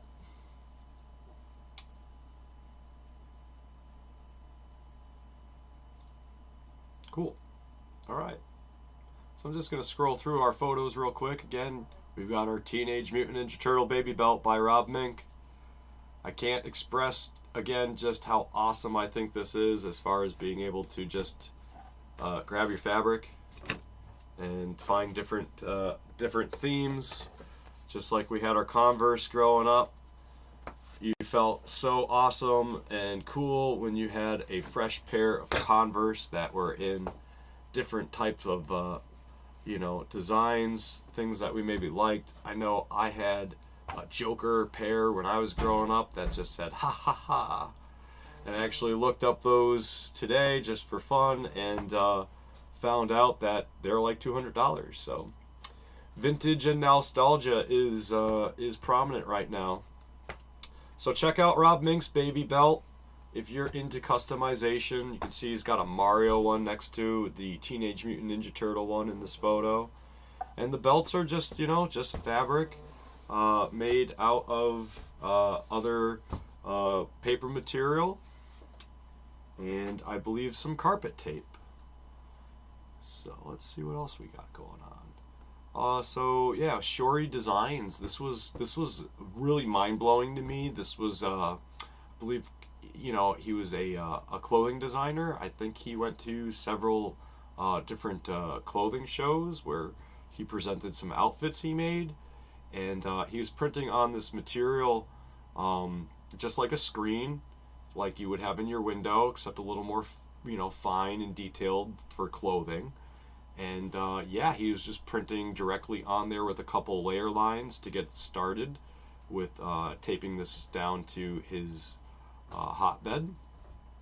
And then once you pause it, after the second layer goes down, then you just finish off your other layers, and then you have a clothing-like material that's similar to armor. A lot of people have probably seen the dragon scales that they got out.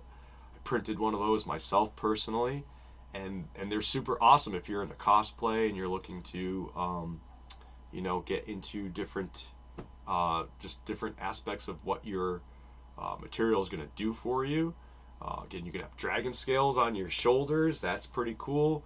The other thing that I loved about Shori's designs was that he had interlinking connectors. So just like you would have your chain link armor, he printed the first couple layers in enough where it had recess holes for the circles to go into, and then he just again paused it, put in all his linked chains, and then started the print up again, and that just kept everything interlinked and flowing just like chain link, but it was like 3D printed chain link designs. Super enjoyed that. I talked to him for about 20 minutes, and I'm an artist first and foremost before 3D printing, so it was just very humbling to see something artistic as well as 3D printing, as well as fashionable that you could wear. So I thought that was really cool. Another designer off the top of my head, drawing a blank as far as, oh, my WhatsApp people are messaging me now. Got the hookups after ERRF. So again, I forget who designed these. We will find out though. And I already know that I owe her some social media creds. B went over and name dropped my name, and I'm here with Recreator3D.com, and she managed to get some free earrings. So I'd like to give back to that creator for her generosity. And Mrs. B ended up with some B earrings on the way out of ERRF. So that was super cool, and I super am humbled that somebody gave us a gift like that. So thank you. Max, oh my god, Metalhead 3D printing? Yeah. And yeah, we got his social media creds there. If you hit him up with your phone while watching me, you should be able to check him out. Max is super awesome, super cool. Glad that we met him and shared a diagonal table from each other. You can see he's got this giant Doom blaster in here, the BFG, for big gun. But yeah, all his other props and guns in here. He prints all his stuff on a CR30, as well as that Ender 2 Pro I showed you guys. He's a big fan of the Ender 2 Pro and a huge creator on the CR30. He has definitely put that printer to work since he's got it. I think Naomi Wu hooked him up, if I'm not mistaken. So even more awesomeness that the creator of the printer, you know, hooked him up, and he just went to town. You know, I don't even think people knew him before that. So, like anything else, the right people, the right printer, and the right skill set with talent, you will go far. So I was glad to just see that he was able to get all his props and all his display over here. He was local to ERRF, so it wasn't really too hard for him to get everything home and go back home. And again, some of us had 10 or 20-hour drives, and some of us flew. So you know, it was just, again, super stoked that we had someone local who was able to bring all his props comfortably to show us all what he's doing. So the after party Again, these photos are just going to be kind of random and no order particular, but at the end of day one was a 3-hour after party at one of the stadiums, one of the baseball stadiums local over there. And Joseph Prusa and his team, wow, made everybody feel like rock stars. So we had to get a photo of this cake. They had like 4 of them, but we didn't know if anybody else like just dived in and started eating it. So we figured somebody somewhere would have appreciated at least a photo of their nice offerings of cakes for ERRF2022. The cake was phenomenal, super awesome, and yeah, we had a smorgasbord. It was just awesome. It would have been awesome if it was an open bar, but no one really cared at that point. I know I hadn't eaten all day, almost going like 9 or 10 hours without any food in me. So at that point, the hot dog and hamburger and beans and tacos and everything else that was there just got devoured. I probably didn't taste it, and I know a meal never felt so good to be nourished.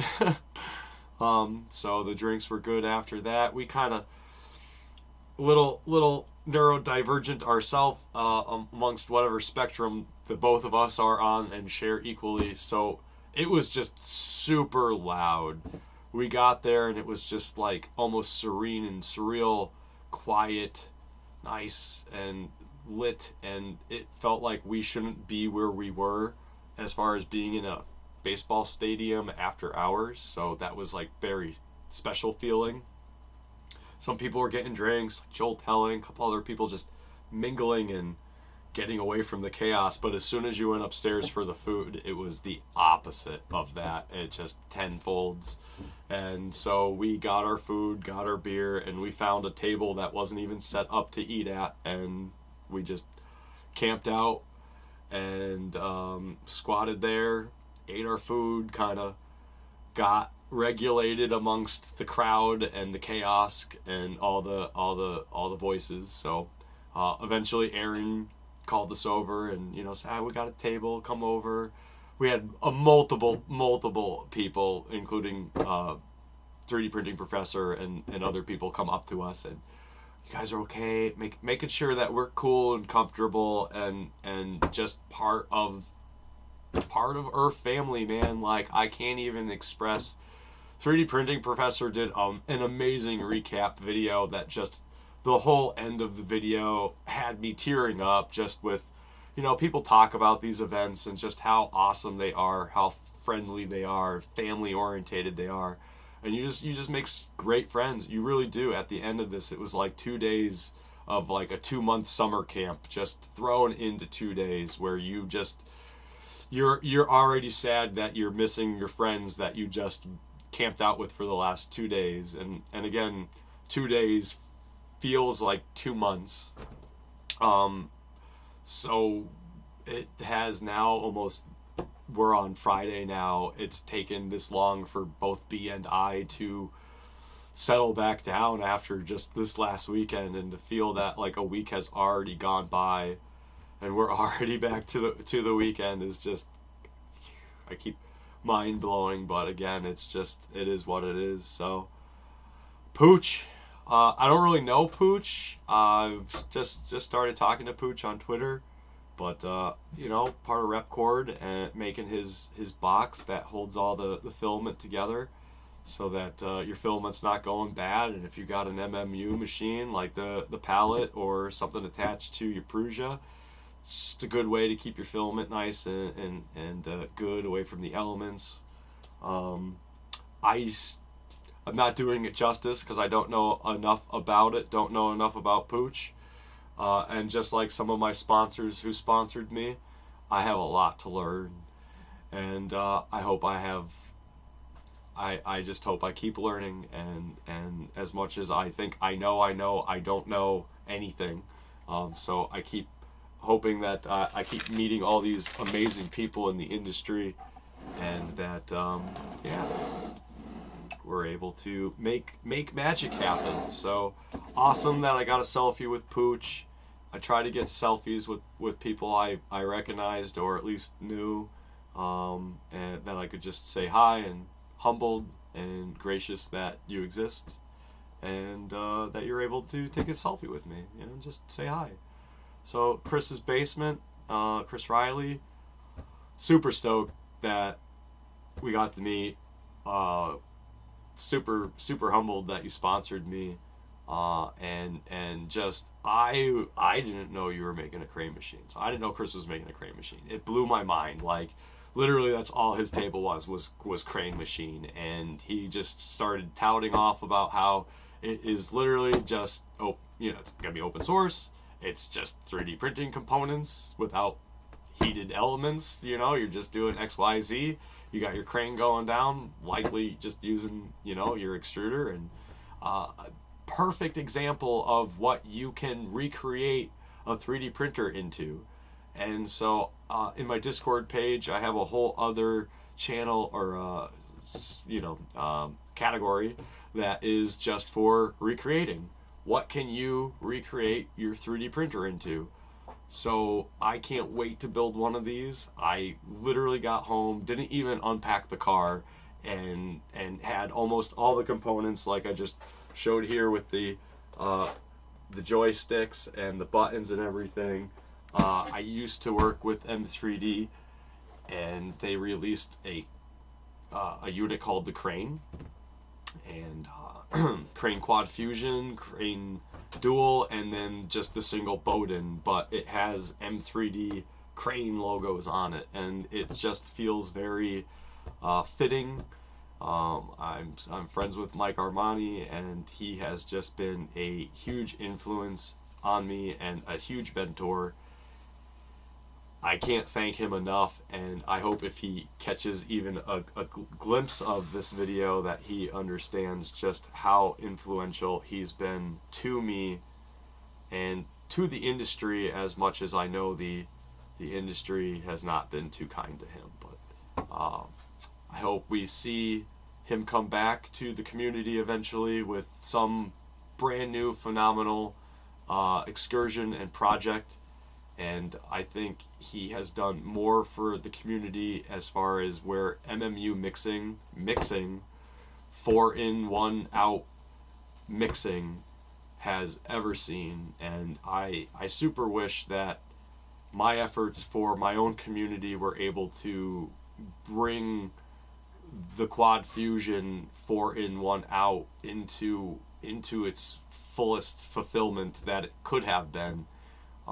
And I think everything moving forward for 4-in and 1-out literally needs to have thanks and contributions back to what M3D brought for almost 3 years to the community. Unfortunately, it just did not get the limelight that I wish it had. And so all those community members wonder what happened to me, because I kind of went crickets amongst moving away from MMU and getting into recycling, because I felt MMU just wastes material. Bamboo Labs X1, if you're listening, you need to make a printer that prints your poop. It's like a joke now, printer poop. We're getting print nuggets out of $1,000 printers, and then people are joking about making epoxy tables with poop nuggets, because they literally have no means to recycle and reuse all of these now wasted, instead of purge blocks or purge rings, at least we have a nugget or a disc, I guess. But now we need a printer that can also take that and reprint with it. So I think Bamboo Lab, as somebody who's working with MMU, creating more waste, I think them and other MMU productions need to start taking responsibility for what they're putting out. And right now, those are printers that really give us amazing 3D prints with amazing quality. But if they're literally making an entire block the size of that model, then, and we're just going to throw it out, what's the point of having a full color print if we're throwing away all that material? So again, for fancier printers like that moving forward, we'll probably see more clones of the X1 coming out now that is now turning into industry standard as far as people are concerned. Again, I would love to see industry standard be able to give us another printer that takes all that waste. So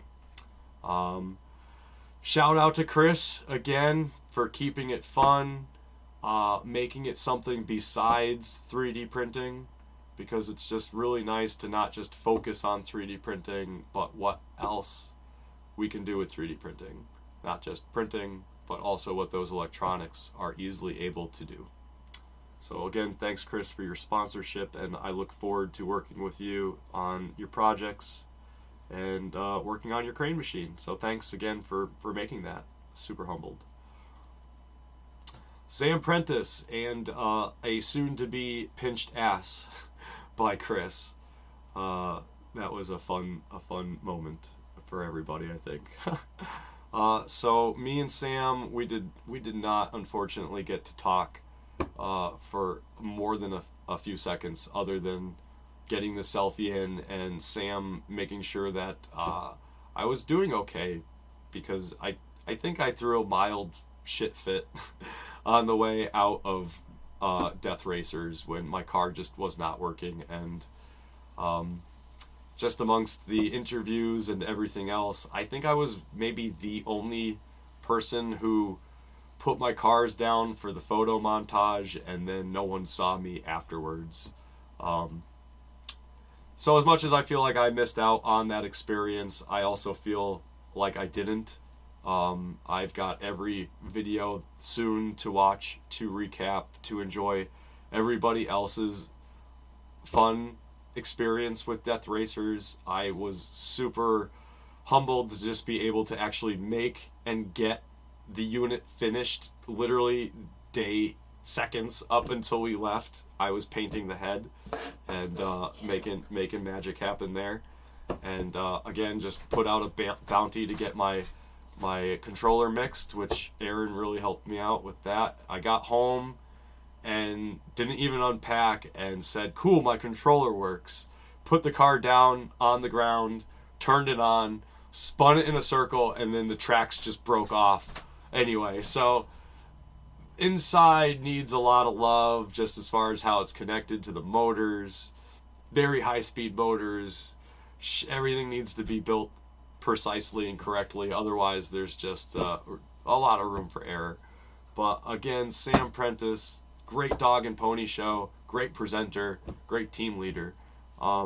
Really looking forward to hopefully even myself possibly being able to make future build videos for the community where we just show little easier methods and tips and tricks about how we can make these, how we can mod them, how we can customize them.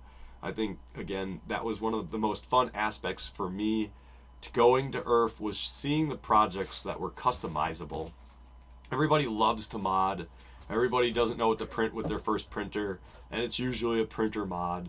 So be able to come up with other things that are moddable, customizable, that just aren't printer mods, I think is great. So thanks again, Sam. Super awesome that we met, and look forward to working with you as well down the future. So ultimately, we got my table here, which has Simon. We got a vertical upright add-on for the Ender 3 that we were pushing, and Captain Recreator. We got a Pet 1 Recreator that ended up going to Denise, who is going to be doing a review for us. And outside of that, we also worked with the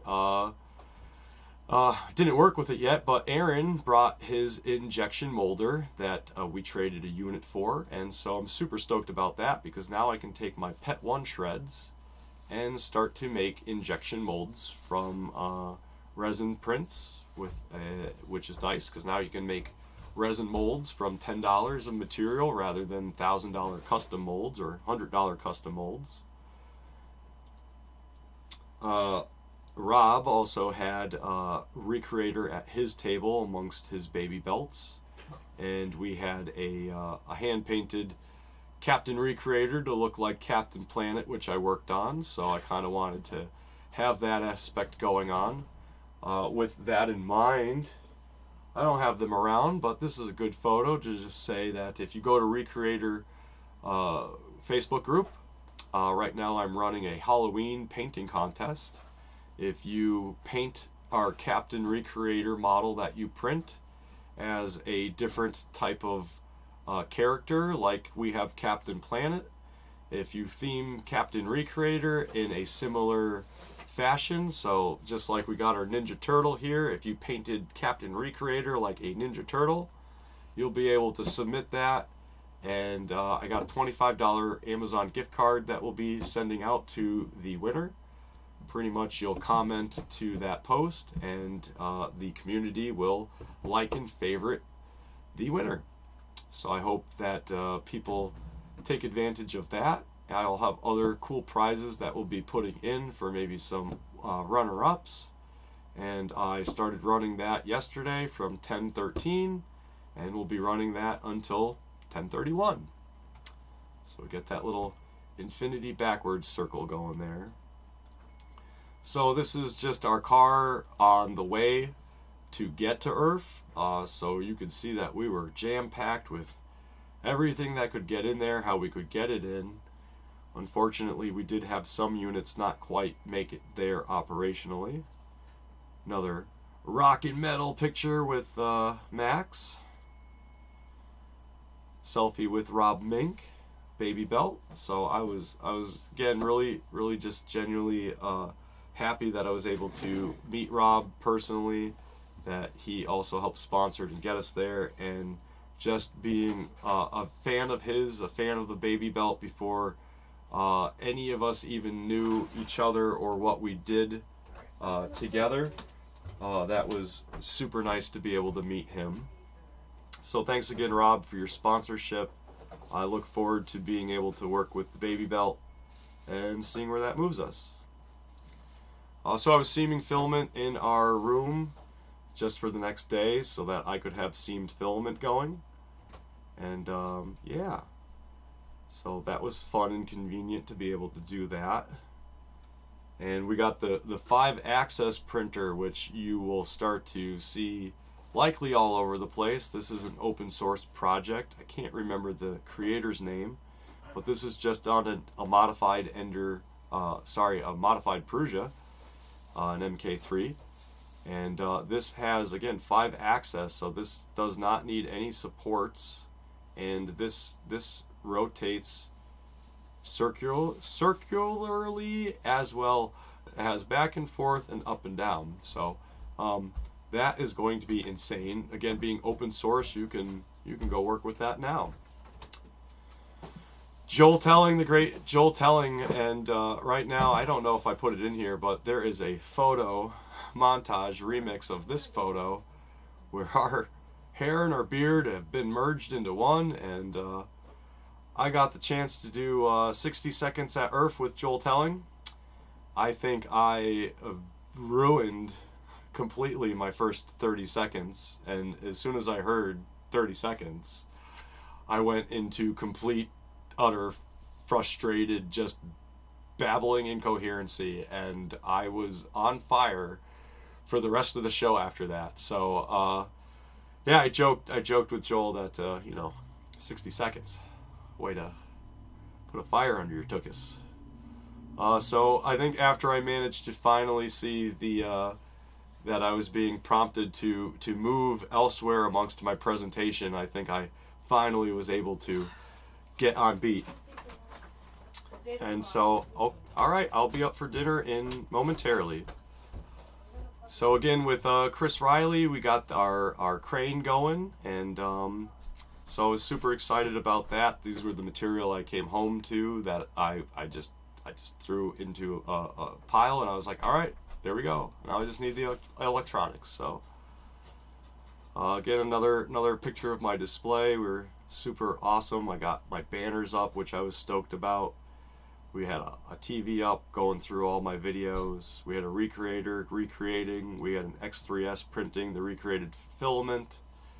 We had a palette there showing that off, as well as our shredded material, talking about our shredder. We had Slimer in here holding our candy, and our baby belt from Rob. A couple other things showing off the material and what you can do with it. Again, Stephanie's t-shirt design for Your Pet Number 1 is My Filament at Recreator3D.com. Super stoked with this design, just nailed it. Looks good on the t-shirt, and I can't wait to get those out to the community so that they can also enjoy it. Just another close-up of my banners. So again, I was really stoked that I could get each one of our community QR codes in here so people could easily be able to link up with our groups as well as my sponsors, and just have a good visual aspect of how we were and what we were looking to represent. Managed to stop in Philly afterwards for a couple Philly cheesesteaks. Got to hang out with my good best friend from middle school, Pat and Eileen. Hadn't seen them in about 5 years since we photographed their wedding. So I was just super stoked and humbled that we were able to get together for lunch amongst everybody's schedules. And yeah, so I'm super glad that we were able to get together. Pat and Eileen, I love you. Thanks again for making that happen for us. So me and B somewhere at ERRF, just my Miss B, loving life. Just can't believe we were there and drove 8 hours. So good amount of driving for us. We don't really get out of the house too often. So Jason from LDO, beyond humbled and gracious that we met, and that he was one of my biggest sponsors, and without him it wouldn't have prompted everybody else to help with sponsorship. And so I look very forward to working with Jason with LDO and being able to move forward into the future with whatever that brings. So Jason, glad to meet you. Thanks again for all your hard work and efforts. Again, creativity, Ghostbusters, Death Racers. I can't believe how insane this came out, and just how articulated it is, and how much creativity went behind it. They won a Fucus printer, and I'm so stoked that they were able to do this. So